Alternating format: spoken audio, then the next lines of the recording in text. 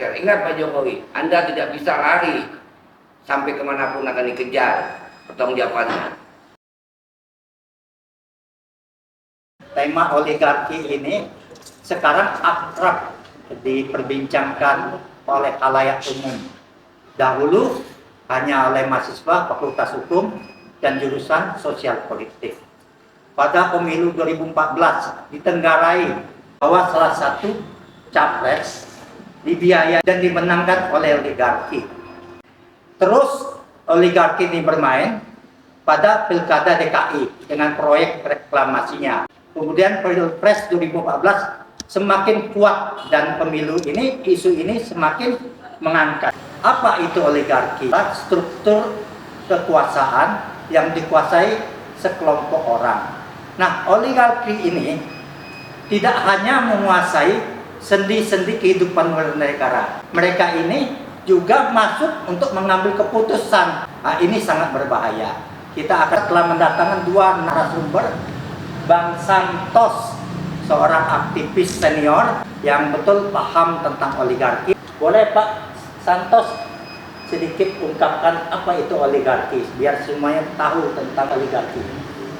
Nah, dulu kita ketika mendalami ilmu sosial, oligarki itu bisa dikatakan seperti kalau di konteks internasional itu namanya multinational operation, tapi di dalam negeri menjadi oligarki karena dia sifatnya nasional. Ketika dia menjadi internasional itu namanya itu tadi multinational operation. Itu esensi dan substansinya sama. Mereka menguasai berbagai sumber alam, hajat hidup orang banyak, terakumulasi hanya segelintir sekelompok orang.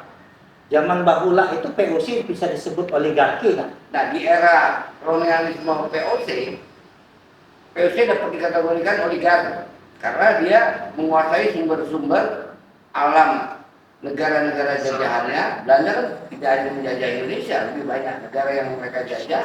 Itu mereka mengakumulasi untuk kepentingan perusahaan dan negara dan dibawa ke negaranya, menyengsarakan rakyat. Tentu saja menyengsarakan rakyat yang dijajah. Iya, oligarki ini sangat berbahaya karena daya isapnya itu mereka punya kekuatan untuk menghisap kekayaan dan sumber daya alam, dan bukan hanya sumber daya alam, tapi sumber daya politik mereka isap dan berada dalam kendali sepenuhnya.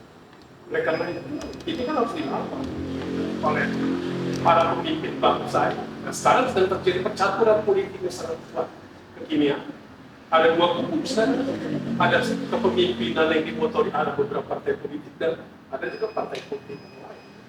Jadi pertarungan menurut saya harus mendapat dukungan penuh dari rakyat karena nantinya akan merasakan imbasnya itu.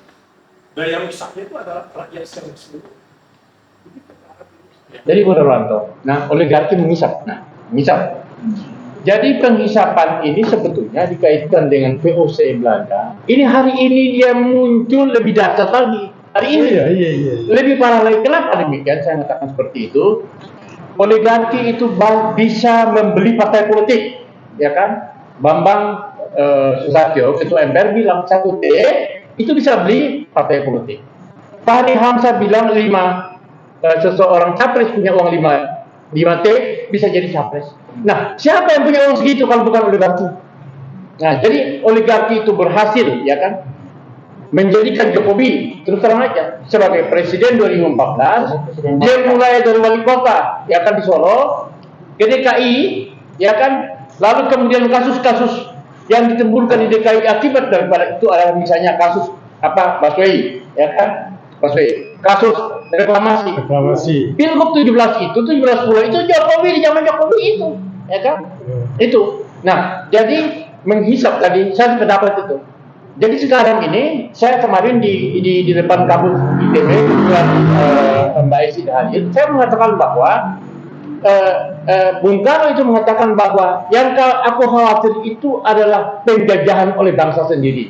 Nah, hari ini oligarki itu adalah juga bagian dari orang-orang bangsa kita juga, ya kan, yang menguasai sumber-sumber keuangan, menguasai sumber-sumber ekonomi, dan kemudian sekarang ini mereka merangkap kepada sumber-sumber politik, ya kan, bahkan Jangan-jangan TNI dan Polri itu kan dibawa ke dalam mereka.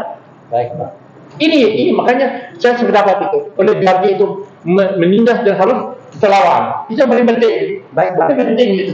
Tapi politik ekonomi berupaya melindungi pribumi ya, yang dikenal dengan politik banteng ya kan, di mana setelah sepeninggalan penjajah Belanda ini, kan sektor-sektor pengecer ini kan dikuasai oleh kelas menengah, ya, oligarki keturunan saat itu.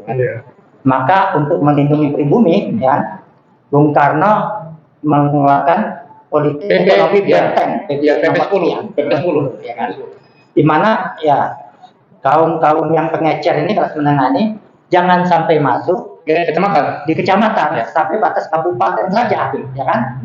Nah, sekarang ini, ya kan, gagal proyek Soekarno, mereka tetap masuk.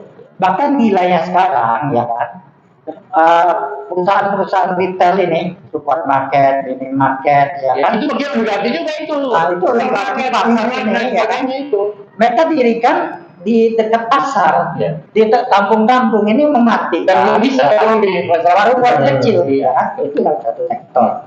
Yang abang bilang mereka berternak ini kan dari dulu, dari zaman Baulak dulu, biasa namanya oligarki, ya, konglomerat ini memelihara penguasa, ya kan, mereka pelihara agar mendapat pengamanan, beternak penguasa, tapi untuk mendapat akses pengamanan sumber daya ekonomi, sehingga APBN Bang Santos, sama APBD itu dalam kantong mereka. Antara lain pengambil keputusan penguasa dengan tanda tangannya dengan oligarki tadi, ya. Nah, sekarang celakanya bukan masuk dalam sendi-sendi kehidupan berbangsa dan bernegara saja. Mereka turut bermain, ya kan? Dia sendiri maupun proksinya kata abang tadi, ya kan? Capres boneka atau mereka sendiri. Berapa partai ini, ya kan? Berapa partai ini didirikan oligarki, oligarki media yang menguasai opini, ya kan? Oligarki sumber daya alam, mineral, tambang, pertanian, dan bahkan media mereka dirikan, ya kan? Nah, persoalan oligarki ini, Pak Bang Santos, kalau kita mau jujur, ya kan? Kita tampar nih, misalnya Presiden Jokowi, tapi tidak mengangkat satu calon lain yang dibiayai oligarki juga. Nah, bagaimana Bang Santos, ya kan, untuk menuntas semua persoalan ini? Ini kan udah menjadi sebuah lingkaran yang mencengkram. Lingkaran ini begitu melilit bangsa kita. Elit-elit politik kita itu sudah nggak berdaya karena sudah masuk dalam desain cengkraman mereka. Ini kesalahannya tidak bisa dibebankan kepada kesalahan rakyat keseluruhan, tapi adalah elit-elit parpol yang begitu mudah melacur diri sehingga partai-partai itu dalam kendali mereka. Nah, oligarki kalau di dunia internasional mereka masih ada wajah manusiawinya. TNR mereka dikembalikan ke bantuan-bantuan sosial, tentang pendidikan, tentang kesehatan dan sebagainya. Tapi oligarki tadi sangat amat kejam. Rakus.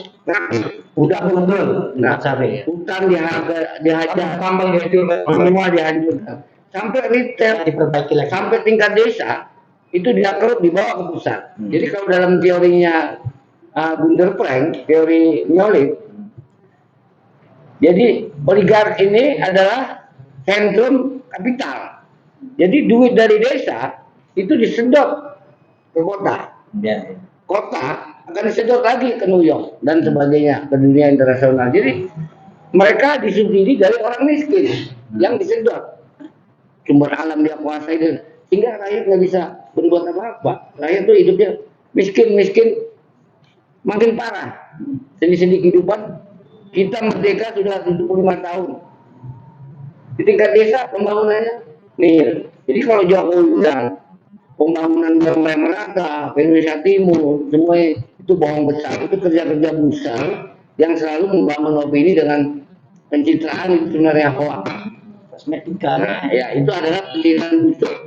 Makanya kita katakan bahwa rejim ini sebenarnya sudah menciptakan komunikasi dengan booster-booster ini. Nah, booster kita katakan sebagai sampah musuh demokrasi yang ini menyesatkan, yang memberi masukan-masukan berita yang menyesatkan.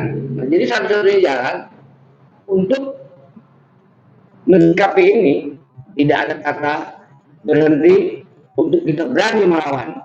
Nah, oligarki juga membiayai buzzer ini. Ada salah satu pendukungnya diundang oleh oligarki penggemarnya.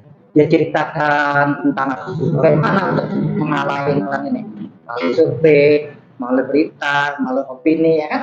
Dia nggak tahu yang dia bicara dengan pendukung salah satu capres pada tahun 2009, ya kan? Nah inilah oligarki yang bermain seperti ini, bahkan masuk. Nah, bagaimana abang mempertajam ini pandangan Jadi Bang Santos?